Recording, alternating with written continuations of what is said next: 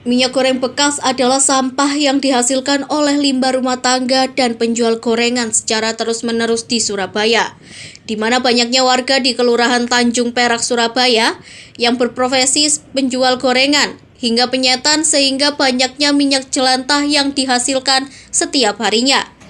Padahal minyak jelantah yang dibuang ke saluran atau selokan air dapat menyebabkan pori-pori tanah hingga dapat menyumbat saluran air, bahkan membuat permukaan selokan menjadi licin. Prihatin dengan hal tersebut, sebuah rumah sakit di kawasan Tanjung Perak yang bekerja sama dengan Pertamina Patraniaga yang membuatkan mesin penjualan minyak jelantah bekas yang dapat menghasilkan cuan tersendiri dalam bentuk e-money pada aplikasi e-collect. Mubjid, salah satu ketua RW di Kelurahan Tanjung Perak, Surabaya, mengaku warganya merasa terbantu dan bisa mendapatkan penghasilan tambahan. Pasalnya warga bisa mengumpulkan 100 liter per minggunya, sehingga warga bisa cuan sekitar Rp600.000. Adanya penukaran minyak jelantah di Ukolek depan PHC membantu warga saya, jadi menambah ekonomi juga mengurangi limbah, jadi manfaatnya juga banyak dengan warga saya, ekonominya juga bertambah. Ini sering berarti Pak?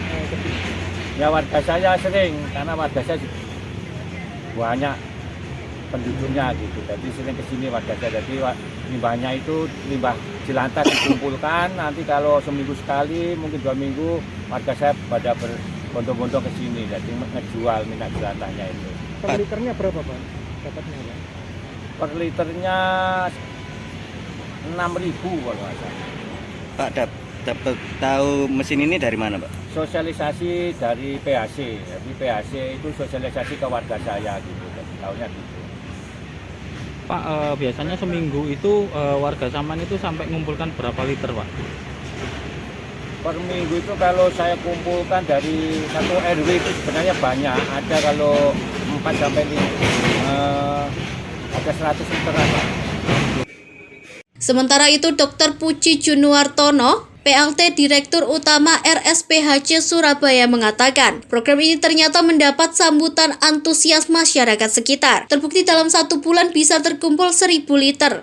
Nantinya oleh pihak Pertamina Patraniaga, minyak jelantah ini diambil dan diubah menjadi BBM ramah lingkungan. Cara menggunakan alat ini cukup mudah, masyarakat cukup mengunduh aplikasi e-collect di ponsel untuk mendaftar. Setelah itu bisa langsung membuka pintu tangki mesin. Minyak jelantah yang disetor minimal 1 liter dan maksimal 40 liter sekali tuang. Untuk 1 liter dihargai Rp6.000. Mesin ini juga menggunakan teknologi yang bisa menyaring jelantah tidak tercampur dengan air atau limbah lain.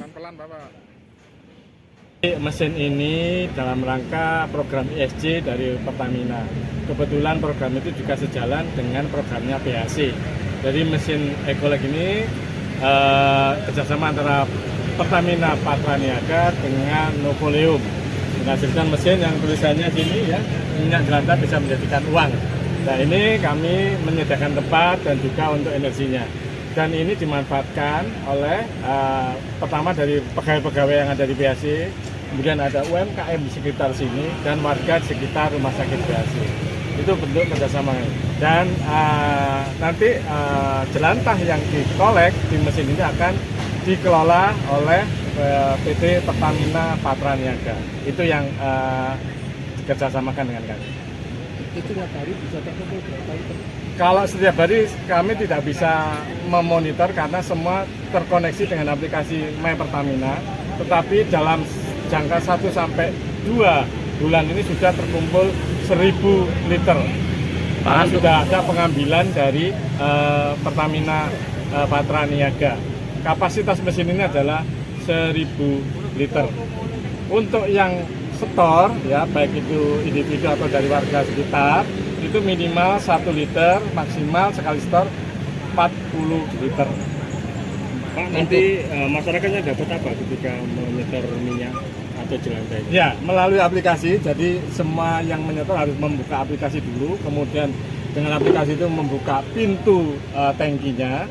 Dari situ setelah jelantah masuk, literannya masuk, maka akan mendapatkan poin. Kalau yang sudah disediakan adalah 1 liternya sekitar Rp6.000. Nanti bentuknya adalah e-money. Pak, artinya masyarakat antusias banget Pak dengan adanya mesin ini Pak ya? Betul.